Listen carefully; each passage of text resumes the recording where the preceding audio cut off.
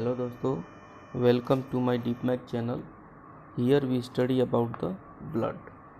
आज हम बात करेंगे ब्लड के बारे में। तो सबसे पहले ब्लड दोस्तों हम देखेंगे कि ब्लड क्या होता है और कैसे हमारी बॉडी में ये कार्य करता है, इसके कंपोनेंट क्या है, उन कंपोनेंट का फंक्शन क्या है।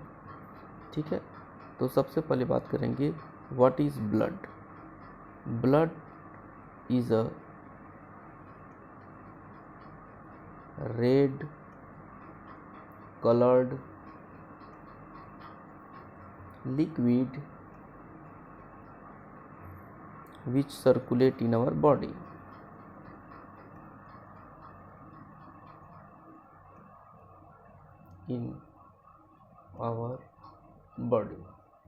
दोस्तों, इसको अगर हम हिंदी में बोले तो ब्लड एक प्रकार का लाल कलर का द्रव है। ब्लड एक लाल कलर का या लाल रंग का एक द्रव है जो हमारे पूरे शरीर में सर्कुलेट करता है।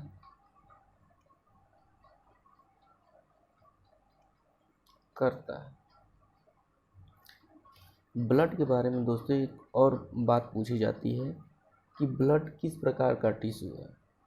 तो ब्लड एक प्रकार का कनेक्टिव टिश्यू है। कैसा टिश्यू है? तो कनेक्टिव टिश्यू। ठीक है दोस्तों, अब बात करेंगे कंपोनेंट्स ऑफ ब्लड की। कंपोनेंट ऑफ ब्लड 4 कंपोनेंट होते हैं दोस्तों। पहला प्लाज्मा, दूसरा आरबीसी जिसे रेड ब्लड सेल कहा जाता है। तीसरा डब्ल्यूबीसी वाइट ब्लड सेल कहा जाता है दोस्तों। तीसरा के बाद चौथा जो है प्लेटलेट होते हैं, प्लेटलेट्स। अब हम एक एक करके इनके बारे में पढ़ेंगे कि प्लाज्मा क्या होता है, आरबीसी का क्या कार्य है, डब्ल्यूबीसी का क्या कार्य है और प्लेटलेट्स के क्या कार्य है। पहला दोस्त है प्लाज्मा। प्लाज्मा जो है ब्लड के लिक्विड पार्ट को कहा जाता है। ठीक है, it is liquid part of blood. Plasma colourless होता है, इट इज कलरलेस। प्लाज्मा में 90% पानी होता है। It contains 90% water. प्लाज्मा के अंतर्गत कुछ और भी सब्सटेंस होते हैं जो डिजॉल्व होते हैं, जैसे कि प्रोटीन हो गया, कॉमन साल्ट हो गया, वेस्ट प्रोडक्ट भी हो गए, हार्मोन्स हो जाते हैं। प्लाज्मा इन सभी डिजॉल्व सब्सटेंस को बॉडी के एक पार्ट से दूसरे पार्ट तक ले जाता है। अब बात करेंगे दोस्तों आरबीसी की, जिसे कहा जाता है रेड ब्लड सेल्स। यह रेड क्यों होता है? अभी हम देखेंगे कि यह हीमोग्लोबिन जो होता है उसके प्रेजेंट होता है सेल में, इस वजह से यह लाल होता है। हीमोग्लोबिन का मेन कार्य होता है कि ऑक्सीजन को कैरी करना, कहाँ से कहाँ तक? तो लंग्स से बॉडी के सभी सेलों तक। ठीक है, तो आरबीसी जिसे रेड ब्लड सेल कहा जाता है, red blood cell carry oxygen from lungs to all cell of the body. ठीक है दोस्तों, आरबीसी में ही पाया जाता है क्या, हीमोग्लोबिन। हीमोग्लोबिन, ठीक है, इज अ रेड पिगमेंट, यह लाल रंग का होता है, ड्यू टू विच, जिसके कारण, due to which blood becomes red, haemoglobin का क्या कार्य है, हीमोग्लोबिन कैरीज ऑक्सीजन, ये ऑक्सीजन लेके जाता है, हीमोग्लोबिन कैरीज ऑक्सीजन। ठीक है दोस्तों, ये कभी कभी पूछा जाता है कि ऑक्सीजन को कौन कैरी करता है, तो हीमोग्लोबिन कैरी करता है।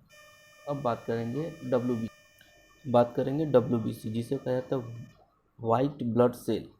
वाइट ब्लड सेल क्या क्या फंक्शन है ये देखेंगे। तो वाइट ब्लड सेल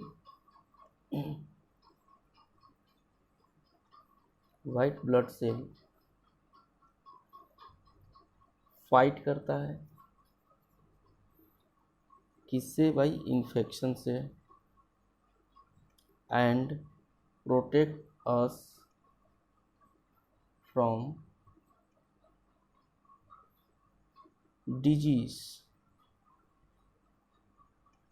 ओके दोस्तों, तो इसका डब्ल्यूबीसी का मेन कार्य होता है कि हमें या हमारे शरीर को, पूरे शरीर को डिजीज से बचाना, ये लड़ता है। ठीक है दोस्तों, चौथी चीज़ है प्लेटलेट्स।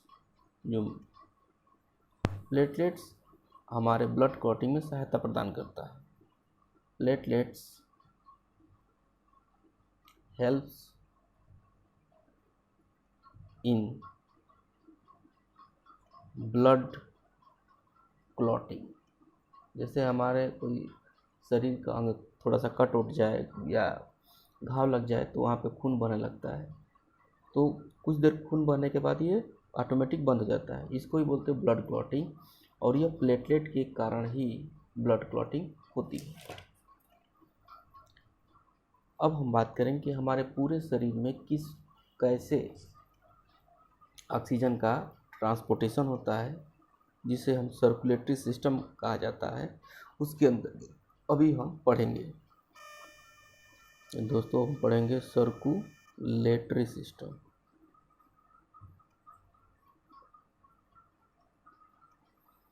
सिंपल डायग्राम बना करके दोस्तों हम आपको समझाएंगे कि किस प्रकार से हमारा ब्लड बॉडी में ट्रांसपोर्ट होता है। सबसे पहले हमारा एक लंग्स, ये हमारा लंग्स है, और ये हमारा हार्ट है। हार्ट के 4 चैम्बर होते हैं, वो हम बताएंगे दोस्तों, जिसको LA शॉर्ट में बता रहे हैं, LV, RA और RB।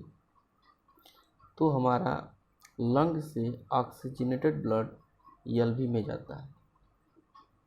ठीक है, किसके जो रास्ता जिस वेन से जाता है उस वेन का नाम है पल्मोनरी वेन। O2 कंटेन होता है। ठीक है, तो जाता है, फिर यहाँ से हमारा लेफ्ट वेंट्रिकल में जाता है, फिर लेफ्ट वेंट्रिकल से पूरे शरीर में जाता है। ठीक है दोस्तों, पूरे शरीर में हमारे यहाँ से जाता है।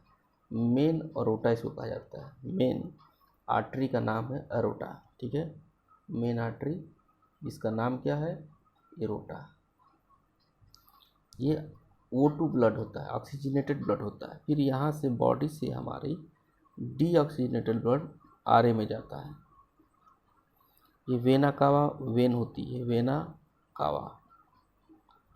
ये ब्लड कैसा होता है, तो डीऑक्सीजनेटेड,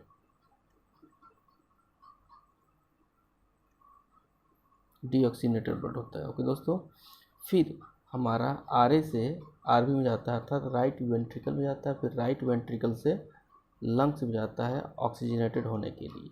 और जिस पाथ से जाता है उसका नाम है पल्मोनरी आर्टरी कहा जाता है दोस्तों।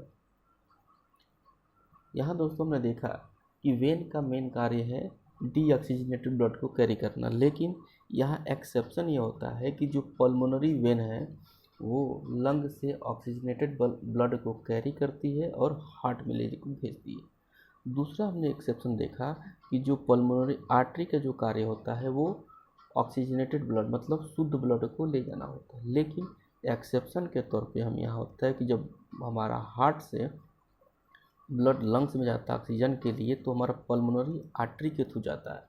तो कभी कभी क्वेश्चन पूछा जाता है दोस्तों कि पल्मोनरी वेन से किस प्रकार का ब्लड सर्कुलेट होता है, तो ऑक्सीजनेटेड ब्लड, और पल्मोनरी आर्टरी से किस प्रकार का ब्लड सर्कुलेट होता है, तो पल्मोनरी आर्टरी से हमारा जो ब्लड होता है वो डीऑक्सीजनेटेड ब्लड होता है, ठीक है, जिसमें ऑक्सीजन की मात्रा नहीं होती है। ठीक है दोस्तों, तो ये हमारा एक सर्कुलेटरी सिस्टम रहा। और अगर आप ये चीज़ें आपको अच्छी लगी तो हमारे चैनल को सब्सक्राइब करिए, लाइक करिए और ज़्यादा से ज़्यादा शेयर करिए दोस्तों। थैंक यू दोस्तों, फिर मिलते हैं अगले एपिसोड में।